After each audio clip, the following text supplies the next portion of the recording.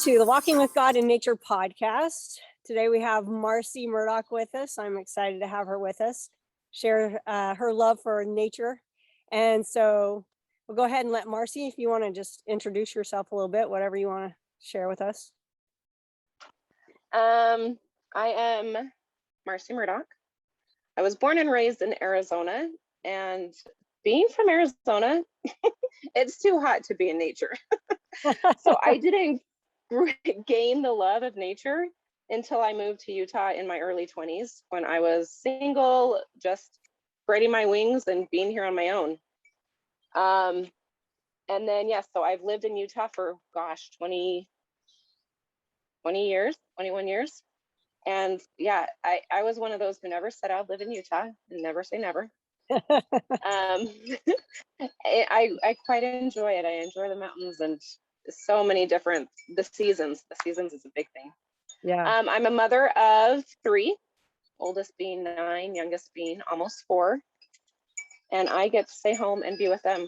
And that's awesome. We've been married for 16 years, I believe. And he's from Utah, so I'm stuck in Utah. Okay. So, that's me. You're not stuck. It's a good place to be. So it is a good place. Like I said, it's grown on me. We used to live in Utah. Sorry, there's a mosquito coming after me. And I miss the mountains a lot, and just all the nature opportunities there. So there are so many nature opportunities. I have all my kids are home from school sick the past few days, and one of them said, let's go for a walk. And we live right by a gully thing, and we explored down in the gully. We got bee stings. We fell into the river. It was fantastic. Good adventures. Yeah. That's awesome. That's good. That's awesome. So do you have family back in Arizona still? Nope, no family in Arizona. No, they all are out of there. Okay, it's too hot. They drove them out. My parents, raised us all there, lived in the same house for like 35 years. And then they sent us all away to school, and we all ended up in Utah or Idaho. And none of us went back after finishing school. So we're all here. Well, spread out. Yeah, that's cool. That's awesome. So do you have something that's crazy that's happened to you in nature? Like just kind of a funny or crazy story?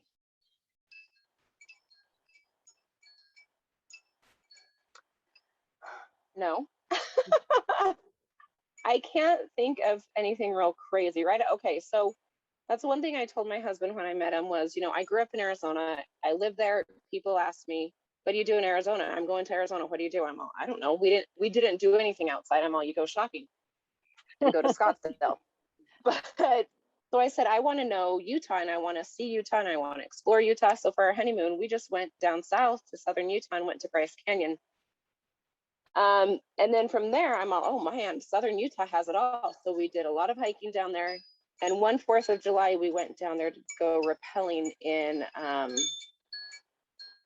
Zions to do some canyoneering and rappelling. And we took the shuttle, pay the shuttle people to drop you off to do, I can't remember the name of the rappel we were going to do, the hike, to drop you off there. Yeah. And so, these tour guides, they know what they're doing. So we hike around on the 4th of July, 100 whatever degree weather, 107, I think it was. Wow. And we got to the cliff, and we're all, this isn't where we're going because it was much longer than the equipment we had. And so we hiked around and realized we couldn't get down the rappel that we had. And we ended up having to start hiking out, and had to end up hitchhiking out in the back of some people's truck because we were stranded out there. And you were with a guide? The guide dropped us off. Oh, and just said, and we did our own thing. Yeah. And he totally dropped us off at the wrong spot, and he got back. And by the time we got back at like 9 o'clock, right before they closed the shop, we went back and we're all, P.S. we got dropped off in the wrong spot. They refunded us, whatever. And he's all, no, I'm part of search and rescue. I expected to come out looking for you guys later tonight because I realized I dropped you off in the wrong spot. Oh gosh. We almost became like a rescue. But we were smart and didn't repel it. But yeah, I don't do heights well, so I'm glad that Oh, wasn't our repel. yeah, get down to the end of the rope. Wait a minute. Yeah, we would If you have guys been realize that. stranded.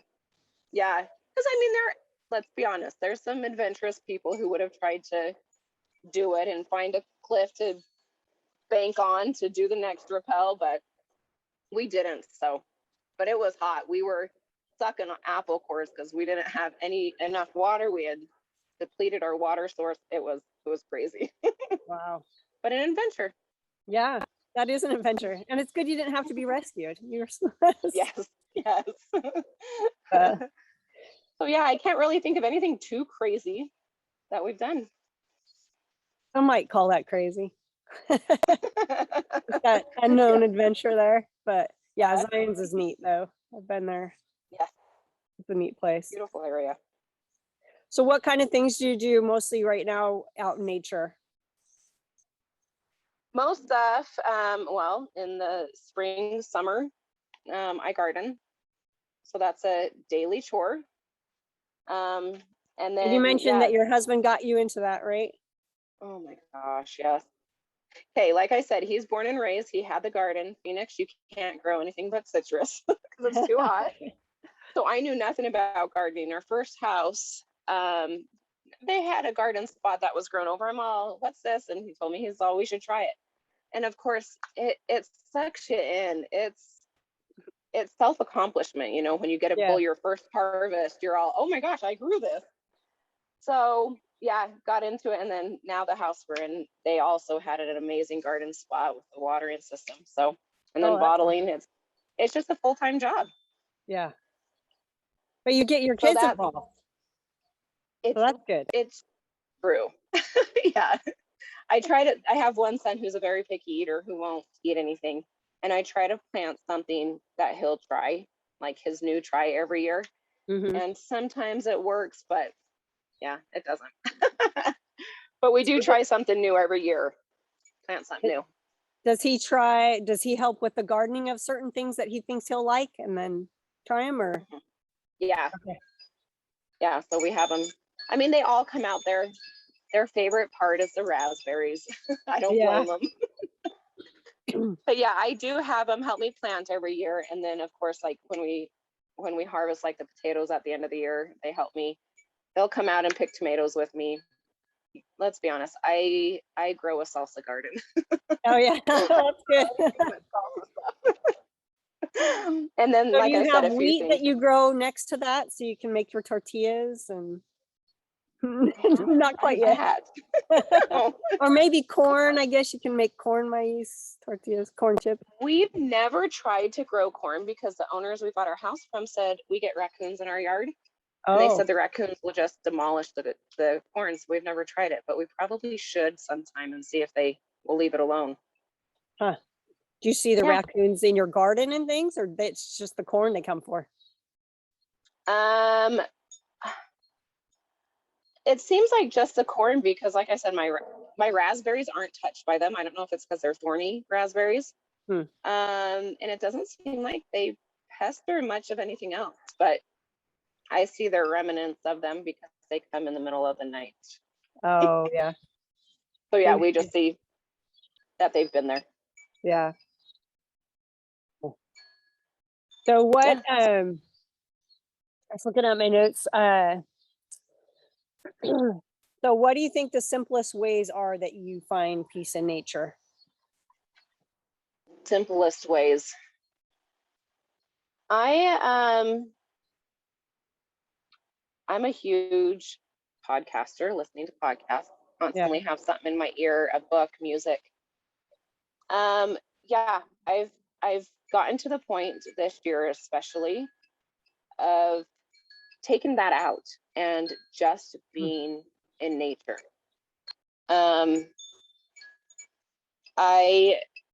Every year I try to do something hard for me, and this year I used to do it all the time before kids, but just hiking up to a trail up to Timpanogos Caves trail, just 5 minutes away. but I started doing that every morning, 5 in the morning, super beautiful and peaceful. And Wow.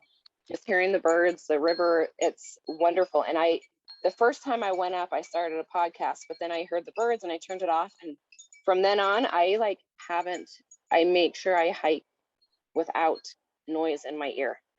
Just That's be awesome. able to enjoy nature and enjoy what's right here in my backyard. Yeah. Yeah, I think so many people were just always plugged in all the time that it makes it hard for us to feel God's hand and feel nature around us. Right, We're just so right. busy even with our minds. And so Mhm. that's awesome. You discovered that and have that experience. Yeah, it's so true, because I've never tried meditation or anything like that, but I feel like that hour that I gave myself to be in the mountains, and I was just in my head praying, thinking about my day, about, whoever was sick and needed help. I felt like I spent that hour just, yeah. And then you get home, and of course, it's the hustle and bustle of life. Yeah. And so it really started my day off much better. My husband, always asks, why do you get up so early? Well, if I don't get up early, I don't get it done. Yeah. So it starts my day off on the right note. And I just feel like I'm at more peace with my day and just in a happier mood when I start off that way. That's awesome. Kind of energizes you for your day. Mm-hmm. Yeah. Yeah. Yeah. I would say that's yeah, that meditation just with nature. Just being Yeah. at peace. That's Yeah. awesome.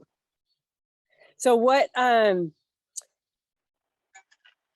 ways do you include your children in that? Like not in the hike, but just helping them feel the nature, that peace in nature.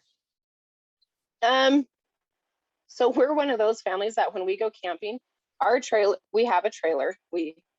I don't tend to camp very well, but we do not take any electronics. The TV's never been used in our trailer. We don't take any electronics, and they are in nature and they find ways to entertain themselves in nature. And then, yeah, just sitting there being like you said, we're always plugged in, and just letting them know that you can unplug and enjoy it. We've been doing that a lot this week that we've been sick. We've hung up the hammocks here in the yard, and just coming outside and being able to feel peace and be still and listen. And so we do it a lot when we're camping. When we're here at home, there's always a friend over. Yeah. So it's not as quiet. um I feel like I probably haven't included my kids as much in my, learning to listen to nature, to God in nature, to the spirit and the feelings you get when you're in nature without all the noise in your ear. Hmm. And so I don't know, do I feel like they're too young? But I mean, they're not. There's No, never I too think young so. to be started with that. Yeah. So I need to do it more for sure. I think you're starting off with the example of it when you go camping and taking the time, have them enjoy nature and just Right. feel that peace. I think that will Yeah. be instilled in them too. But Yeah. And you get those comments, I'm bored, I have nothing to do. And I'm all, it's okay to be bored. So you need to be bored. You need to yeah, sit and not have constant entertainment. yeah, yeah. Yeah, they know their minds need to let go and just see Yeah. what comes to their minds. And Right. the kids are so creative. I mean, when we traveled and we'd be at campgrounds in different places, they'll go out and make pine needles into homes, like make up rooms, and they'll just be creative and do whatever. So, Yeah. Yeah. well, what do you think? You mentioned God in nature. So, how do you feel that you best feel God in nature? I mean, I guess you kind of said about the walking and Mhm. without being plugged in. I mean, that's a big thing, I think. But are there Right. any other ways? What So about your gardening? How does that? oh my gosh, Gardening to me, go ahead. gardening is maybe more of a chore than it is peaceful. Is that? No, it's peaceful because I do. Again, come out before it's too hot, before the kids wake up, the sun's just coming up, and it's peaceful. And I mean, it's giving you a full taste of what's out there. It's unbelievable. So I yeah, go out in my garden, pick the raspberries before the bees get too strong. Yeah.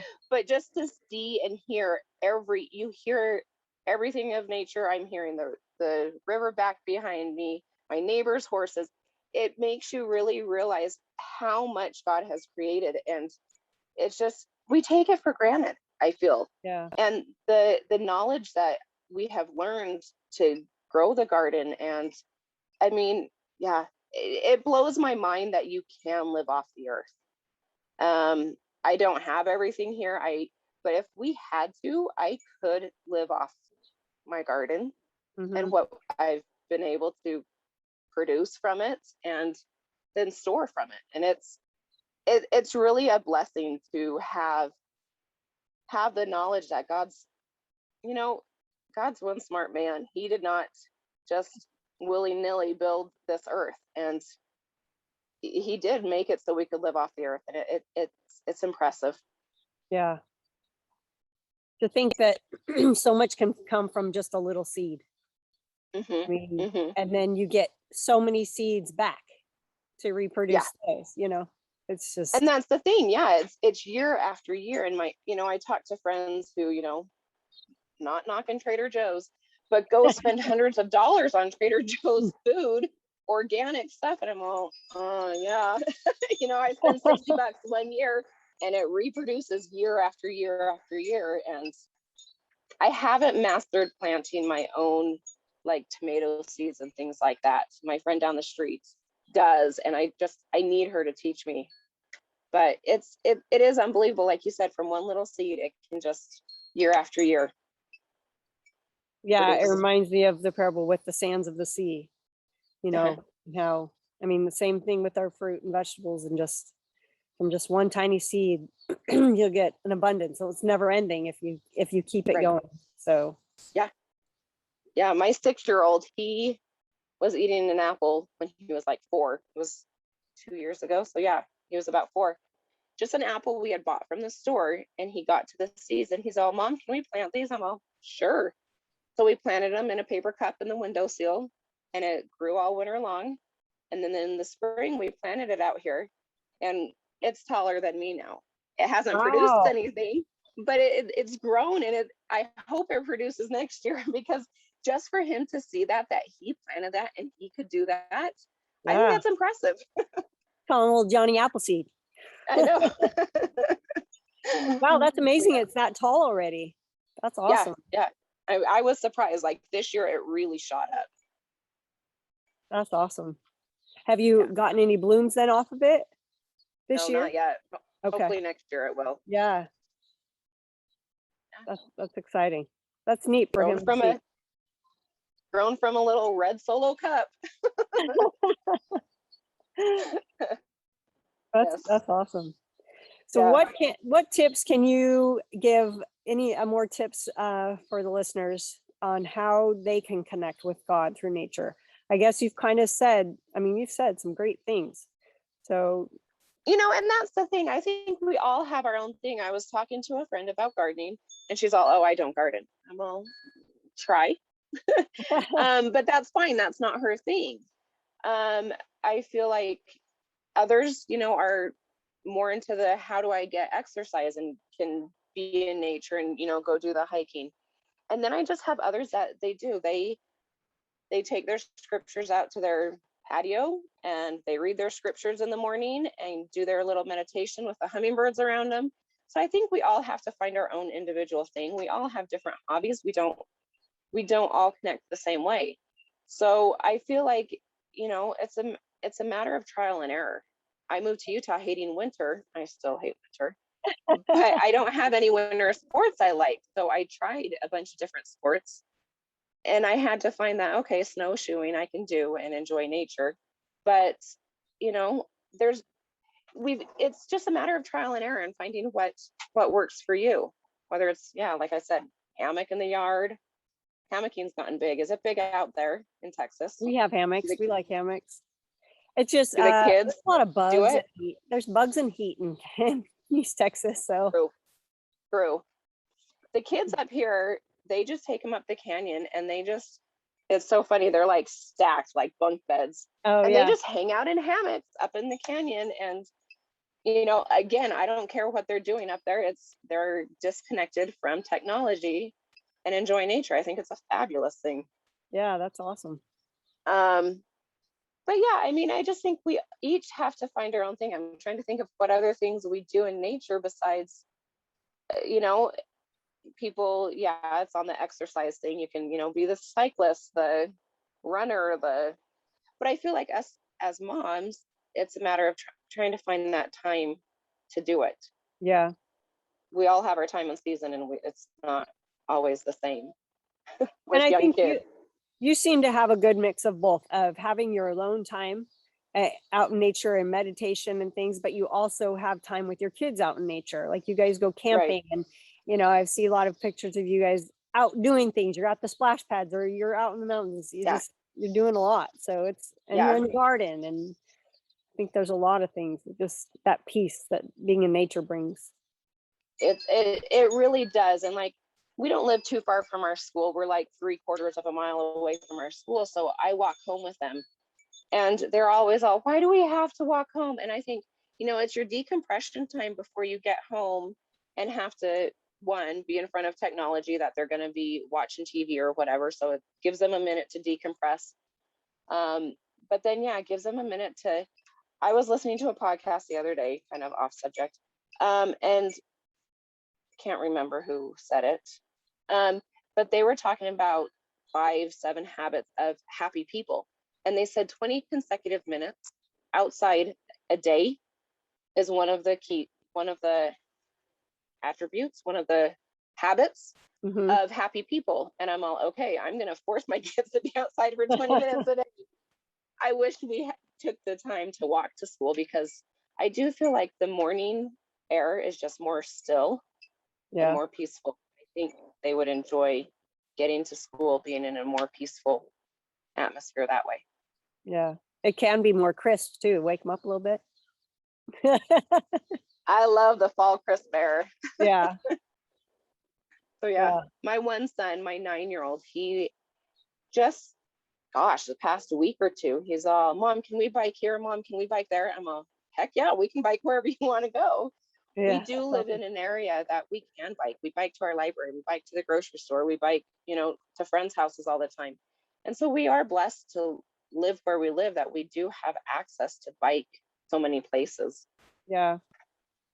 I'm all about it. If he wants to bike, I don't like biking as much, but I'll go with him. You'll try and keep up with him.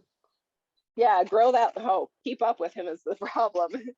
But grow that love that if he's showing an interest in something like that, I'm all about trying to expand that.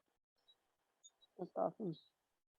Well, I appreciate you sharing all your thoughts and experiences with us. That is so, I love the realization that you had about unplugging when you're in the mountains and just enjoying that time. That must have been such a great experience and continue to be for you. And just being in nature all the time with your family. That's so great. So I thank you, Marci, for being with us.